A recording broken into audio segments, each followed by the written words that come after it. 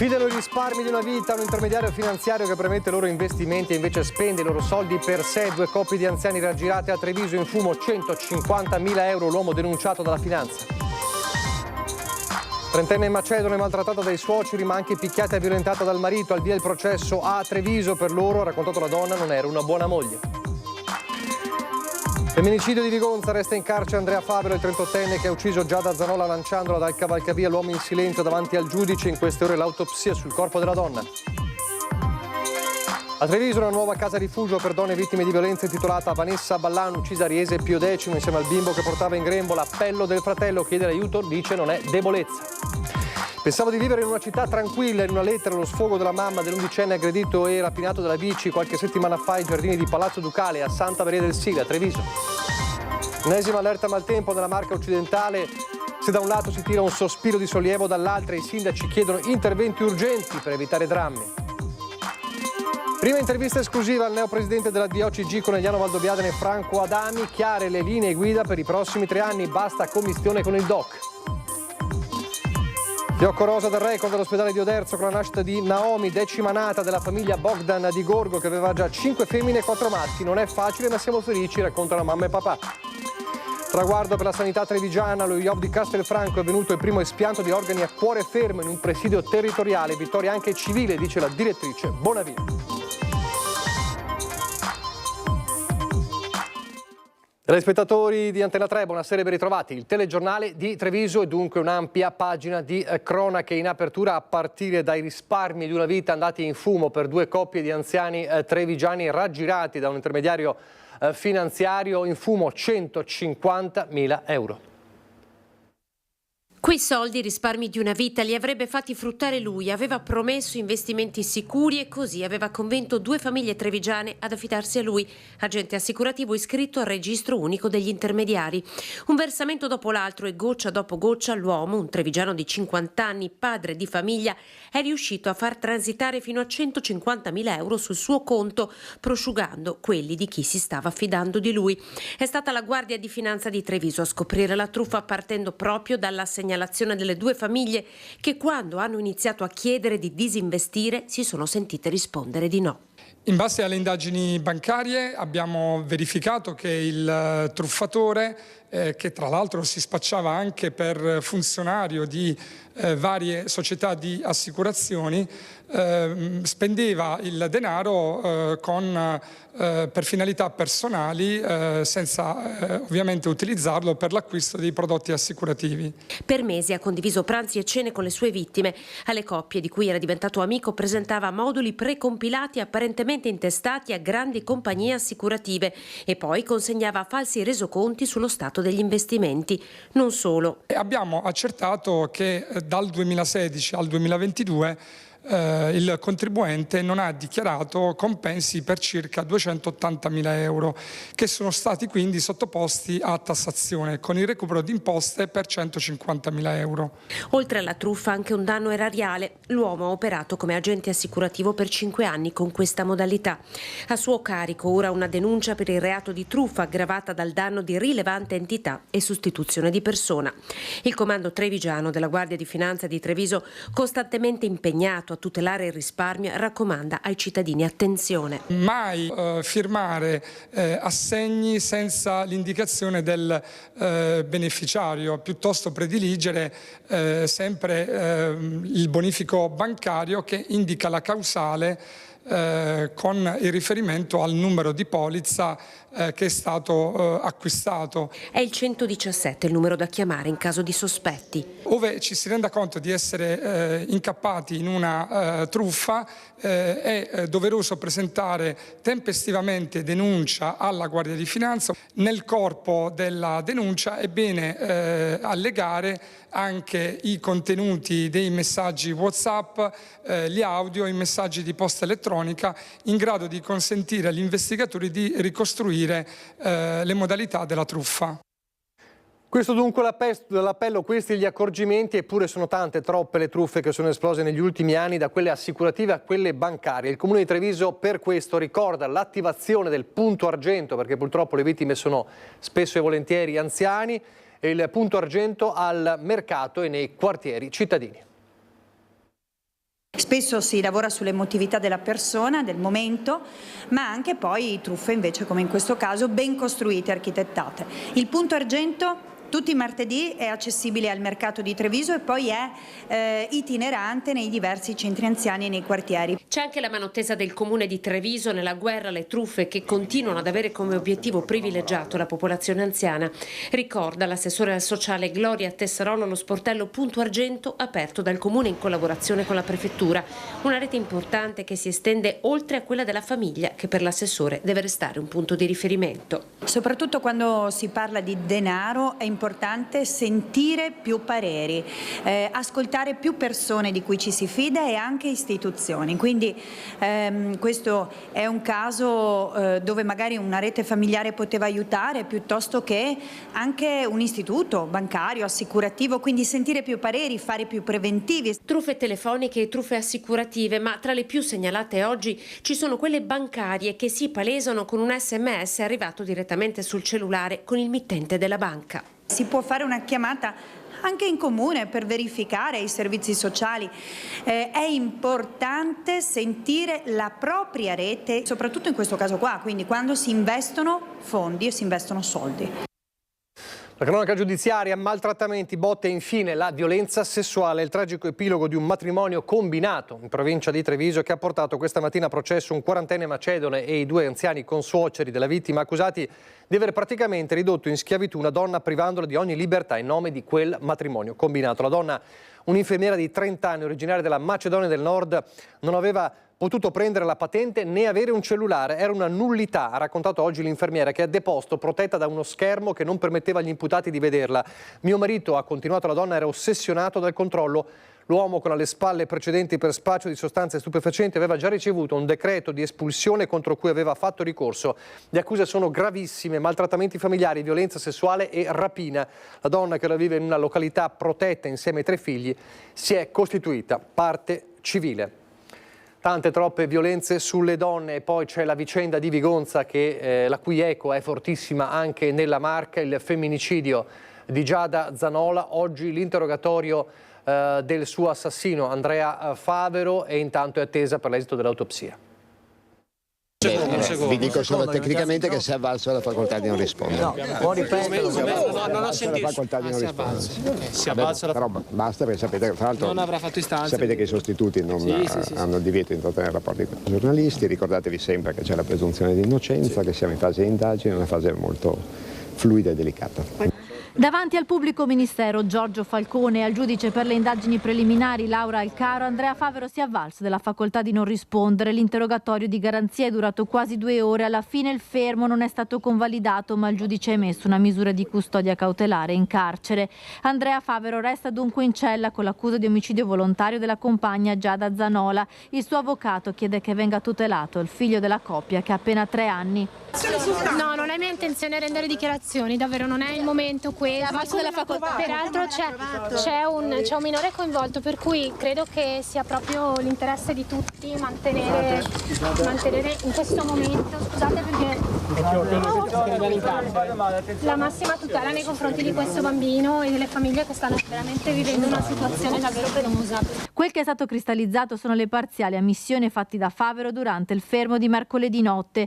Non ricordo se siamo saliti sul gradino della ringhiera che si affaccia sull'autostrada. Andrea Favero ha raccontato dell'ennesimo litigio con la compagna avvenuto martedì sera, poiché lei si è allontanata a piedi e lui l'ha raggiunta facendola salire in macchina. Il percorso verso il cavalcavia e poi il buio. Andrea Favero dice di avere un vuoto di memoria. Il 38enne la mattina ha anche mandato un messaggio al numero di Giada chiedendole se era già andata al lavoro e rimproverandola di essere uscita senza salutare lui e il figlio. Un tentativo di sviare le indagini. Tanti gli interrogativi. Giada Zanola era ancora viva quando è stata gettata dal cavalcavia. A questo dovrà dare risposta l'autopsia attesa in queste ore. Verranno svolti anche esami tossicologici visto i timori palesati dalla 33enne che ad un'amica via messaggio aveva scritto di temere per la propria vita e di venire avvelenata. All'amica Giada aveva anche spedito foto con ecchimosi e segni di percosse durante i numerosi litigi con il compagno. Del comportamento violento di Favero aveva anche parlato con un uomo con cui da poco aveva iniziato una relazione. Anche al fratello Giada aveva raccontato che Andrea Favero non accettava l'idea di una separazione. Tra le ammissioni fatte dal compagno, la paura che la donna non gli facesse più vedere il figlio di 3 anni.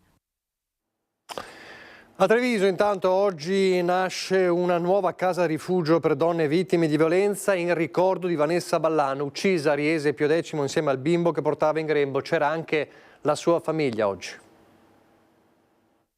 Ci sono molte ragazze e donne che hanno bisogno di aiuto e sono certo che mia sorella sarà guida in questo luogo sicuro, pensato e realizzato per loro e per i loro figli.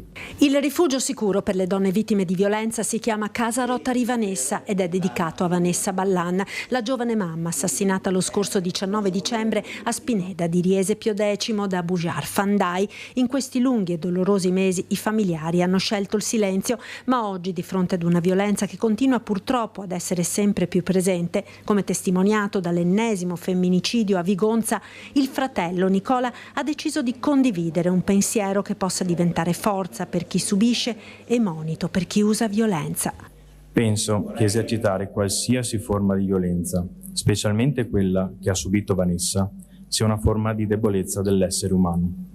Un messaggio commovente ed accorato, quello di Nicola, condiviso con i genitori della giovane ed il compagno di Vanessa, anch'egli presente assieme alla mamma, 2 famiglie unite dalla tragedia e che oggi, proprio in occasione dell'apertura di questa casa rifugio per donne maltrattate, hanno voluto lanciare un appello.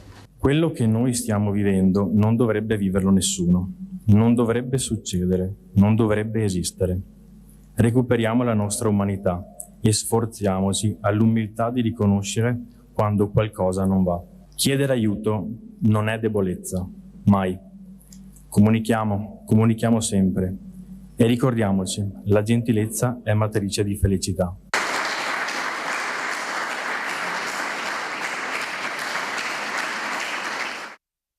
E quella che nasce, che verrà intitolata Vanessa Ballan, è la seconda casa Rotary aperta nella Marca per fronteggiare un fenomeno, quello della violenza di genere, purtroppo, che continua a crescere. Quella presentata oggi è la seconda casa rifugio nella Marca, messa a disposizione dalla Fondazione Diocesana Mauro Cordato e dal Rotary Club. Un luogo sicuro e per questo segreto, dove le donne vittime di violenza possono essere accolte per un periodo massimo di 6 mesi, ed i risultati si sono già visti. Nella prima casa Rotary da aprile del 2023 sono state accolte 7 donne, portando avanti un percorso che ha consentito loro una successiva sistemazione lavorativa ed abitativa. A gestire le case il centro antiviolenza Telefono Rosa di Treviso, che continua a ricevere richieste di aiuto di donne, 340 l'anno scorso, oggi 210 quelle seguite. Sono accessi che avvengono o perché le donne chiamano direttamente o perché vengono inviate dai servizi sociali piuttosto che dalle forze dell'ordine o dal pronto soccorso. Devo dire che i numeri cominciano a essere veramente impegnativi. Violenza di genere che va contrastata a tutti i livelli e da tutti, ha ribadito il vescovo Tomasi. La violenza di genere è una violenza matrice di tante altre. Dobbiamo davvero a livello culturale, a livello profondo, a livello delle nostre anime, delle conversioni della nostra vita, affrontare questa violenza grande al cuore del patto fondamentale che c'è nell'umanità tra l'uomo e la donna. E se lì permettiamo di giustificare o di ammettere forme di violenze, poi da lì nasce gran parte della violenza che c'è nel mondo. A ringraziare i familiari di Vanessa Ballan per aver acconsentito alla dedica della casa rifugio anche i sindaci di Riese Guidolin e di Treviso Conte. Li ho ringraziati perché riuscire a generare da un grande dolore la possibilità di mettere al sicuro altre donne credo che sia un gesto davvero straordinario. Ringrazio Rotary, ringrazio l'Opera Pia Mauro Cordato, perché è una reazione di comunità su un tema, quello della violenza di genere, che ci deve far riflettere. Ogni femminicidio è un caso a sé, ma c'è comunque un comune denominatore ed è su quello che bisogna intervenire. Ogni storia avrà un percorso processuale giudiziario diverso, però il dato comune è che sono donne che vengono picchiate, uccise in quanto donne, perché decidono di affermare una loro autonomia rispetto a un compagno che non vogliono più o che comunque, con il quale comunque non vanno più d'accordo. Tanti, troppi femminicidi all'omicidio di Paderno del Grappa, lo ricorderete, il giovanissimo da poco 18enne che da oltre 5 mesi si trova recluso in carcere accusato di aver ucciso Bledar Dedi, assassinato a coltellate la mattinata del 21 gennaio nel bosco, ha chiesto la revisione della misura cautelare. Il suo avvocato Elisa Bertone ha presentato una istanza affinché il proprio assistito venga trasferito in una comunità. Alla base della domanda, alla quale il Tribunale per i minori di Venezia non ha ancora risposto, ci sarebbe una perizia psichiatrica che indica come l'attuale 18enne, allora 17enne, si trovi in una condizione di confusione che al tempo dei fatti sarebbe stata relativa anche al suo orientamento sessuale e starebbe affrontando un percorso psicologico. Come detto, non c'è ancora una risposta per questa istanza dell'avvocato del 18enne di Crespano. A soli 11 anni ha cerchiato e derubato della bicicletta da 2 ventenni, è successo a Treviso qualche settimana fa. C'è la raccolta fondi del comitato Prima i Trevigiani per ricomprargliela, ma c'è anche il duro sfogo della mamma dell'11enne in una lettera. Ad 11 anni, con la sua bicicletta ed una cassa Bluetooth ai giardini di Palazzo Ducale, un polmone verde a Santa Maria del Sile, un'area privata che entro pochi mesi passerà sotto la gestione del comune. Un ragazzino alcune settimane fa è stato aggredito, malmenato e derubato. Gli hanno portato via la cassa e la sua bicicletta, lasciandolo a piedi, volevano anche portargli via le scarpe. Dopo l'aggressione brutale al parco, lo sfogo della mamma in queste parole scritte. Da mamma dice: mi sento devastata e mortificata, incapace di dare a mio figlio un ambiente esterno sociale e culturale come ho sempre sognato e sperato. Continua: ricevere una telefonata in pieno giorno in un pomeriggio tranquillo nel quale tuo figlio di 11 anni ti chiede di uscire con gli amici, e poi una telefonata dove percepisci dall'altro lato del telefono il terrore nella voce di tuo figlio. A far emergere l'episodio è Leonardo Campion, presidente del comitato Prima i Trevigiani. Hanno tentato di rubargli anche le scarpe. È stata un'aggressione abbastanza violenta. Questa cosa ci ha molto colpito proprio per il fatto che il bambino ha 11 anni, quindi è molto, molto piccolo, e anche ha risentito di questa cosa, insomma, ha paura ad uscire, ci sono state delle ripercussioni psicologiche, quindi questo ci ha molto colpito. Abbiamo deciso appunto di intervenire in prima persona ricomprando la bici, che è un gesto che anche se non risolve tutto quello che ha passato, però almeno può alleviare un po' il dolore. I 2 ragazzi che lo hanno derubato sono 2 ventenni stranieri. Il ragazzo, la vittima, invece frequenta solo la prima media. Eccolo in questa fotografia mentre sorride felice. Proprio il comitato ha raccolto i fondi per comprargli una bicicletta. La famiglia intanto ha presentato denuncia alla polizia. Ed è una cosa appunto che ci lascia molto perplessi, perché è grave. Non era tarda notte, non era un quartiere malfamato o comunque dei posti dove non è sicuro girare. Cosa vi ha detto il ragazzino quando ha ricevuto la bici? Beh, il ragazzino è stato molto felice di questa cosa e l'ha subito provata.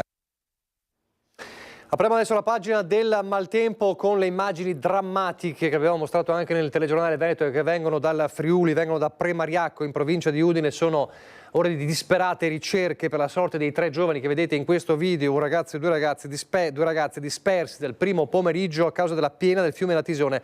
In questo video drammatico nel quale si abbracciavano per resistere alla corrente poco prima di sparire alla vista dei testimoni. Poco prima avevano lanciato un allarme con il telefono, si trovavano su un isolotto e l'acqua stava salendo velocemente a causa delle piogge torrenziali delle ultime ore in Friuli. Quando sul posto sono giunti i soccorritori non hanno individuato chi ha lanciato l'SOS. Le ricerche sono in corso anche con l'elicottero dei vigili del fuoco decollate da Venezia. Sul posto ci sono anche i carabinieri, ma sono appunto drammatiche e sempre più disperate di ora in ora le ricerche di questi ragazzi che appunto abbiamo visto in quel video drammatico abbracciarsi per resistere alla corrente del Natisone che appunto era esondato e poi sono scomparsi alla vista dei testimoni. Fortunatamente il maltempo ha lambito soltanto la Marca occidentale, si è fatto sentire certamente il maltempo con la pioggia, ma i danni ci sono stati maggiori in Veneto orientale e poi in Friuli, come abbiamo visto, ma anche nel Vicentino. Però nella Marca si è rimasti in allerta a lungo e adesso si chiedono maggiori interventi a partire da Loria. Come che ho visto venire il tempo, vedere nudo dappertutto, ha avuto qua succede da noi, ringraziare il Signore, non resta niente, per fortuna. Speriamo di sì, speriamo dai che sia tutto controllo adesso, perché vedo che tutti quanti si è casata, sai che non c'hai, che ha fatto, sì dai, speriamo. A metà giornata Bessica tira un sospiro di sollievo, stavolta il Brentone è rimasto nel suo letto dopo aver esondato 2 volte nel giro di 10 giorni. Da queste parti ultimamente si guarda a monte verso la pedemontana per vedere quanto il cielo si gonfi di pioggia. Il discorso è che 12 anni che non ne pulisce più sotto il ponte qua, sicché praticamente è quasi semi-ostruito.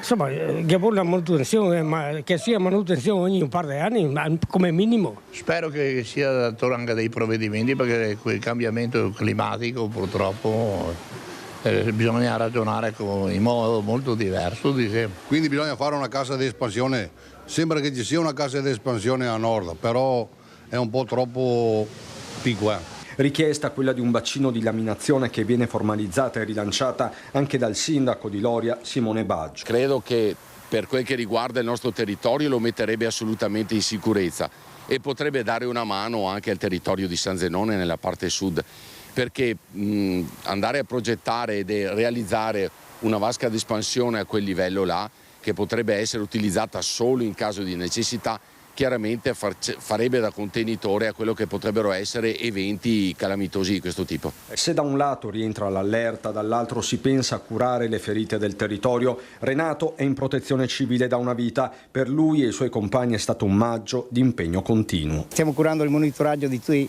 i fiumi pertinenti alla nostra area, il territorio qua, per vedere, sperando che insomma il tempo tenga un po'. Altre richieste vengono anche da un altro territorio colpito nei giorni scorsi, Castelfranco. E noi in questo momento stiamo approfittando per poter capire quali sono le soluzioni strutturali da poter mettere in campo nel caso dovessero ripetersi eventi come quello. E la criticità che noi patiamo a Castelfranco Veneto, l'abbiamo vista con l'Avenale, è a sud, a valle della cassa di espansione e a monte di Castelfranco. Archiviata la terza allerta maltempo, è l'ora di un monitoraggio attento e puntiglioso a Castelfranco e dintorni, dove se da un lato il sistema dei bacini su Avenale e Muson dei Sassi ha funzionato evitando l'apocalisse, per citare lo stesso Marcon, dall'altro c'è bisogno di adottare nuovi accorgimenti. Bisogna lavorare su dettagli e quindi magari ragionare con gli enti sovraordinati per alcune opere minori, possiamo definirle, oppure accompagnatorie rispetto a quelle già realizzate, ci diano la certezza di non patire più alluvioni a Castelfranco Veneto, che abbiamo visto che quando va sott'acqua a Piazza Giorgione è drammatica la questione. Chiaro che per farlo servono risorse e non tagli, come quelli prospettati agli enti locali anche di recente da parte del governo. Se tu tagli i servizi e tagli la possibilità di intervenire a fare opere che servono nello sviluppo del territorio. Altro aspetto, la prevenzione, che in queste settimane è stata fatta anche con i sacchi di sabbia riempiti da tanti volontari, sacchi che vanno tenuti. La gente, se vuole conservarsi i sacchi, li mette a casa in un luogo asciutto, li copre con un voltello nero che non prenda luce e le durano sicuramente minimo un anno e mezzo, perché i sacchi sono biodegradabili e con la luce del sole nell'arco di 3 mesi sono da buttare. Quindi il suo consiglio è quello di conservarli? Secondo me chi ha lo spazio potrebbe farlo, anche perché, visto l'andamento, può essere che magari qualche volta succeda qualche caso eccezionale. Insomma, la paura è passata, ma quanto durerà? Non molto, purtroppo, a quanto pare, ce lo dice il generale Iannicelli. Domani inizia meteorologicamente l'estate, c'è un miglioramento, ma non è un miglioramento stabile. Arriva l'estate ma solo per gli uffici meteo, perché in realtà l'instabilità di questi mesi non cambierà a breve. Questi miglioramenti sono solo dovuti al passaggio di un sistema, l'intervallo tra il passaggio di un sistema perturbato e il successivo. Finalmente, ecco, un paio di giorni di tempo stabile, quindi col cielo in prevalenza sereno, anche se domenica pomeriggio potrebbe far qualcosa, ma nulla di indicativo, anche lunedì sarà buono. Poi ancora variabilità con ampi spazi di sereno. Comunque quella stabilità che ci si aspetta nella prima parte dell'estate per adesso adesso non si vede. Quello che invece si continuerà a subire sono fenomeni brevi, intensi e soprattutto imprevedibili. Sono talmente forti, si scatenano in modo così intenso e velocemente che poi diventa difficile localizzare proprio il punto in cui avviene, almeno con certo anticipo, in cui avviene il fenomeno così intenso, dannoso, forte. Per noi il cambiamento climatico è lo spostamento del famoso anticiclone delle Azzorre. Un anticiclone delle Azzorre che è presente in questo momento, ma non è sulle Azzorre, è posizionata ad ovest delle isole inglesi. Da là ci sta indirizzando aria instabile, pure fresca, e che dà vita a sistemi perturbati. Ecco, quest'aria fresca poi si scontra su di noi con aria più calda, il sole c'è un riscaldamento comunque, e quindi ecco l'instabilità, ecco i fenomeni temporaleschi. Intanto però il sole ci accompagnerà sia sabato che domenica. Finalmente c'è un intervallo di bel tempo, veramente, quindi la temperatura crescerà velocemente, si porterà a valori ben oltre i 25 gradi, quindi all'ombra, quindi temperatura caldo, un bel caldo, e le minime anche 15-16 gradi. Quindi qualche giorno, domenica, sabato, domenica, lunedì, di tempo all'insegna del sole. Poi martedì ecco che passa un altro piccolo sistema perturbato, un peggioramento, e poi una variabilità ancora con ampi spazi di sereno, però il tempo, ripeto, non si stabilizza come ci si aspetterebbe, soprattutto nella prima parte dell'estate. Allora, pochi istanti di pubblicità, ma ci sono ancora molti servizi da vedere. Parleremo di politica, di riforma della giustizia, parleremo del nuovo corso della DOCG, del Prosecco Superiore, parleremo di una famiglia da record a Gorgo al Monticano. A fra pochissimo.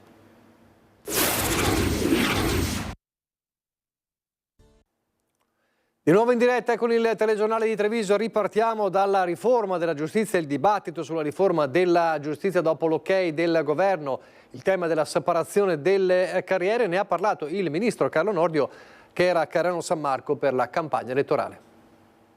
È pretestuoso, e a questo punto vorrei anche dire in malafede, continuare a pensare che questa riforma voglia sottintendere l'intenzione di sottoporre la pubblica accusa a una forma di autorità politica.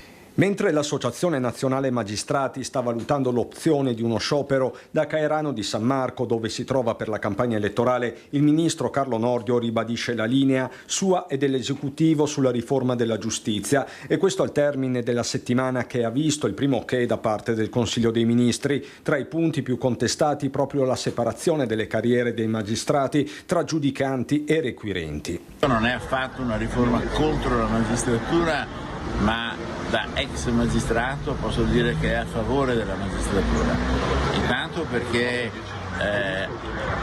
ribadisce a livello costituzionale l'indipendenza assoluta del pubblico ministero di fronte a qualsiasi forma di potere, a cominciare da quello esecutivo.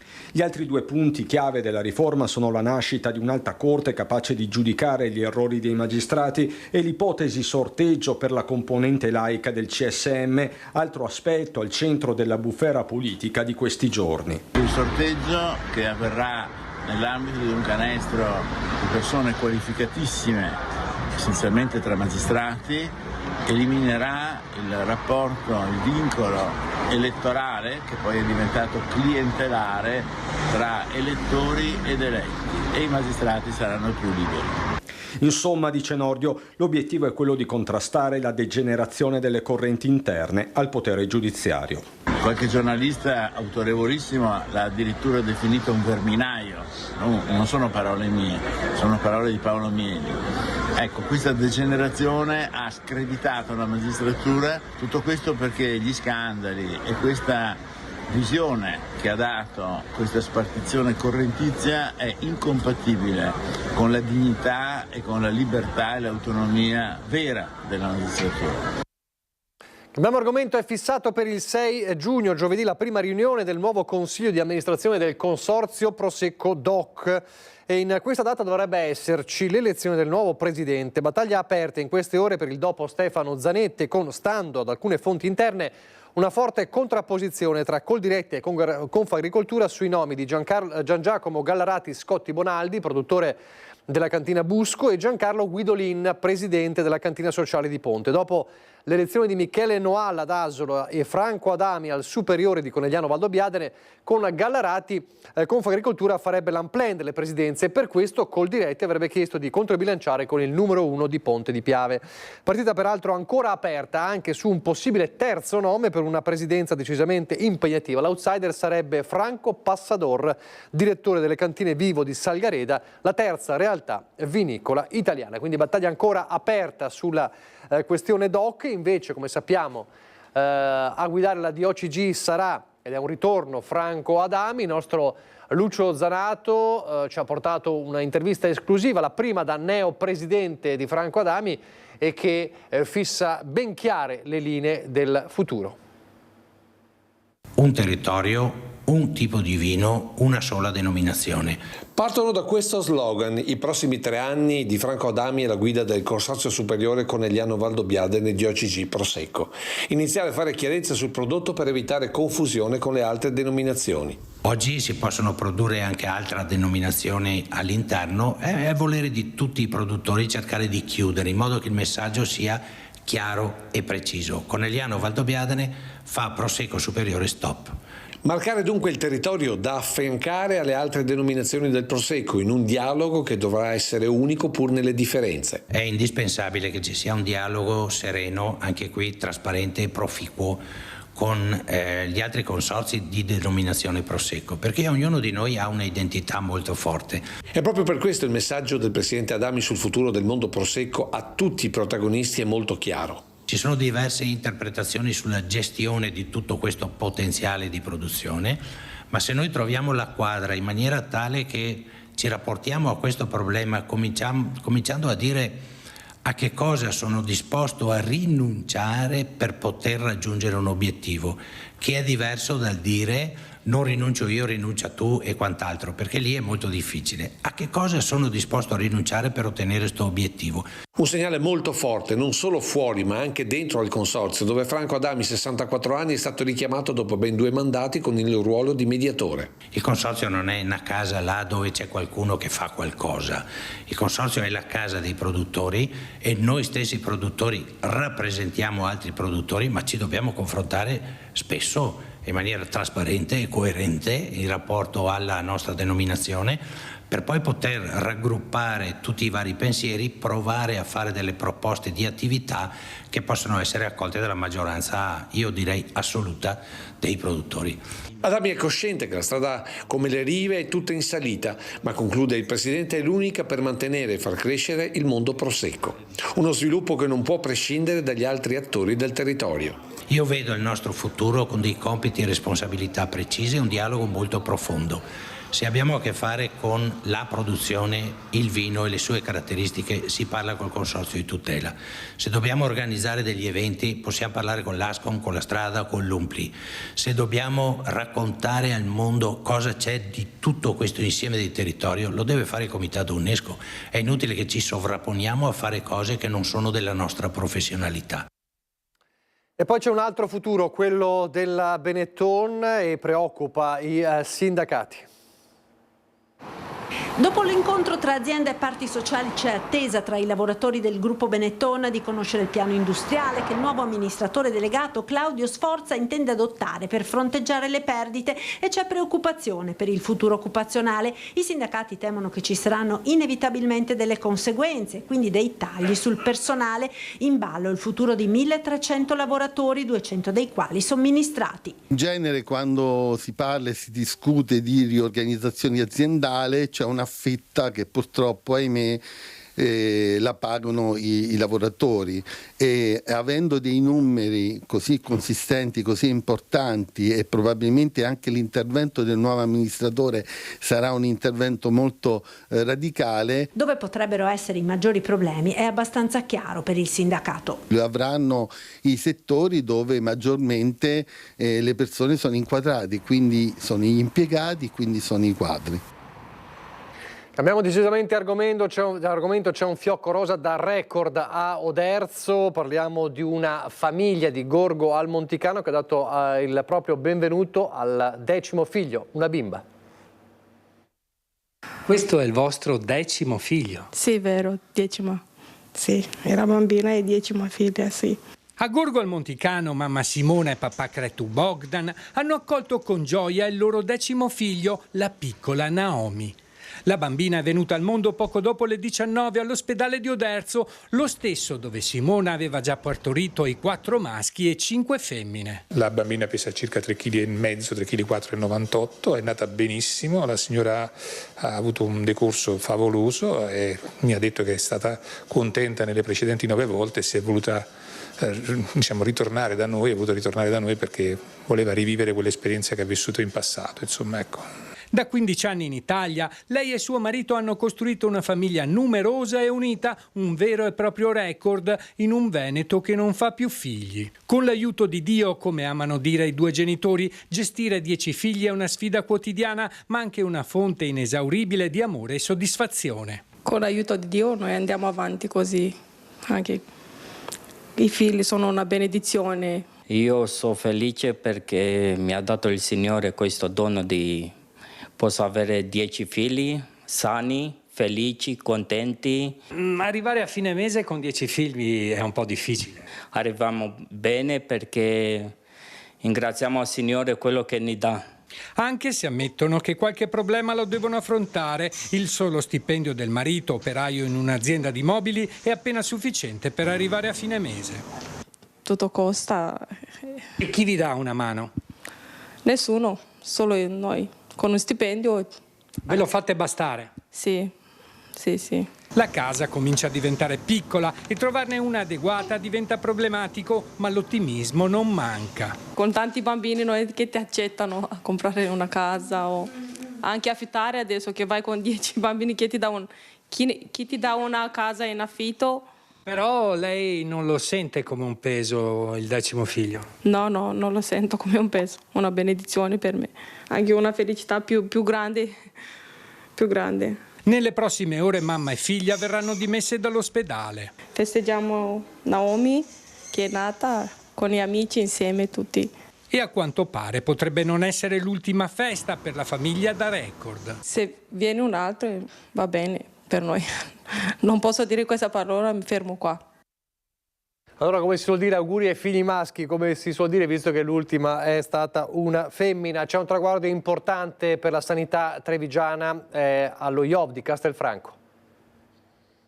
Il valore aggiunto di questa donazione è legato al fatto che oltre che equip dell'Istituto Oncologico sono state interessate anche equip dell'azienda ULSS 2. È stato un lavoro di squadra quello che ha permesso all'ospedale di Castelfranco, come sede staccata dello IOV di Padova, di raggiungere un obiettivo a suo modo storico, ovvero la prima donazione di organi a cuore fermo in un presidio ospedaliero territoriale, i cosiddetti SPOC. Da una paziente deceduta nel nosocomio castellano è stato così possibile espiantare cuore e 2 reni che potranno dare una prospettiva di vita ad altrettanti pazienti. Per la direttrice di IOV Bonavina un traguardo non solo sanitario. Una vittoria civile di tutta la popolazione che è sempre più disponibile e di tutte le equip.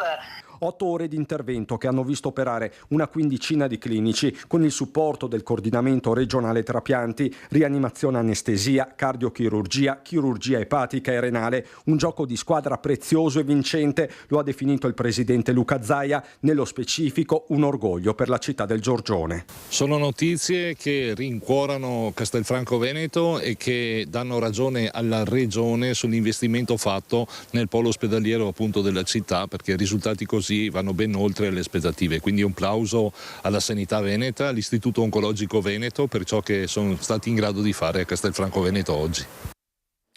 Adesso andiamo a Belluno.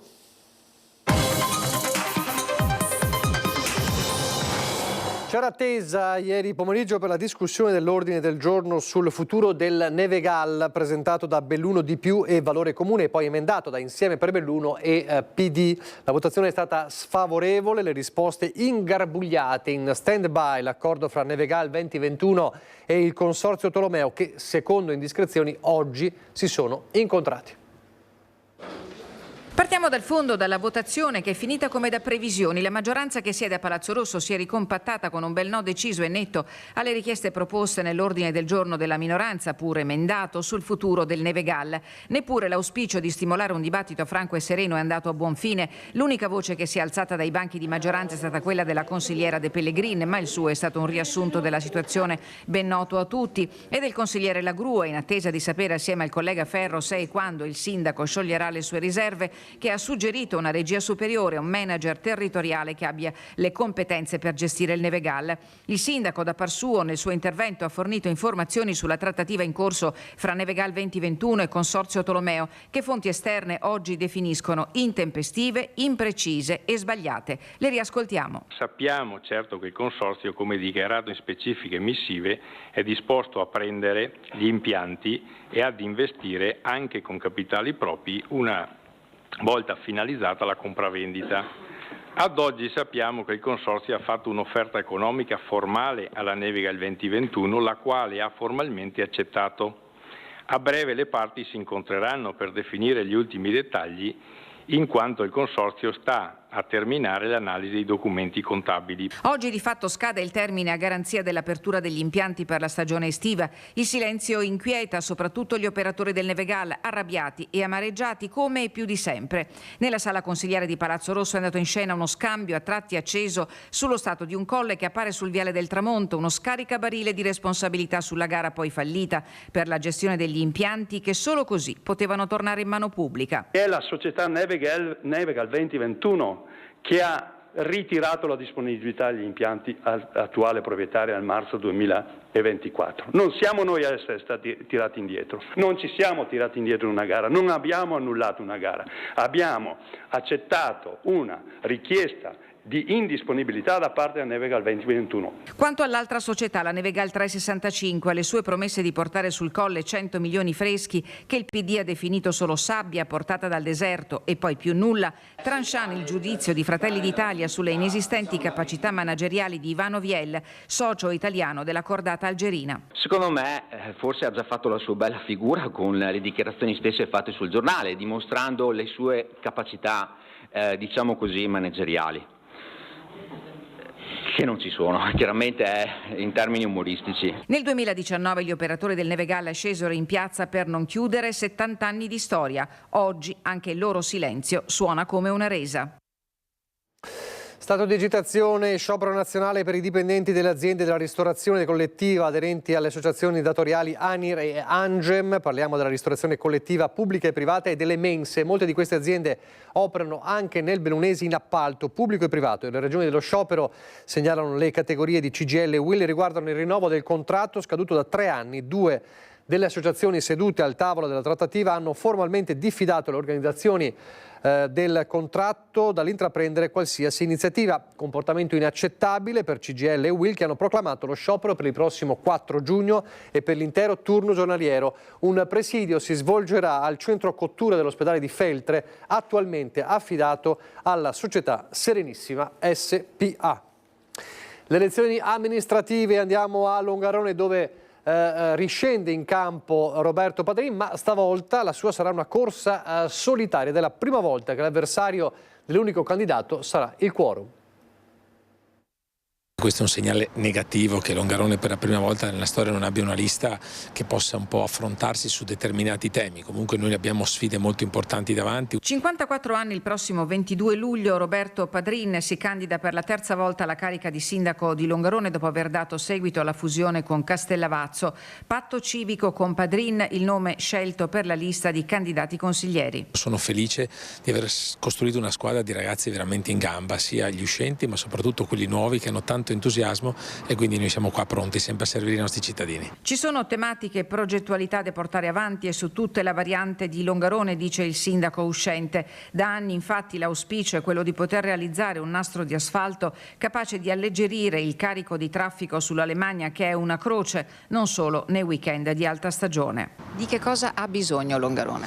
Ma Longarone ha bisogno di mantenere i servizi che ha, e questo lo ha potuto fare attraverso soprattutto il contributo straordinario legato alla fusione, e ora averlo portato avanti di ulteriori 5 anni ci permetterà soprattutto di far vivere gli impianti sportivi. Noi abbiamo una palestra Palasport che un comune di 5.200 abitanti fa fatica a mantenere, noi questo lo possiamo, ma soprattutto vorremmo ridare un po' di più sviluppo e impulso alle nostre frazioni. Mentre Longarone e il Vajont, le frazioni sono la storia della cittadina, degli zattieri, degli scalpellini, dei teleferisti, tante peculiarità culturali che debbono essere potenziate ed evidenziate.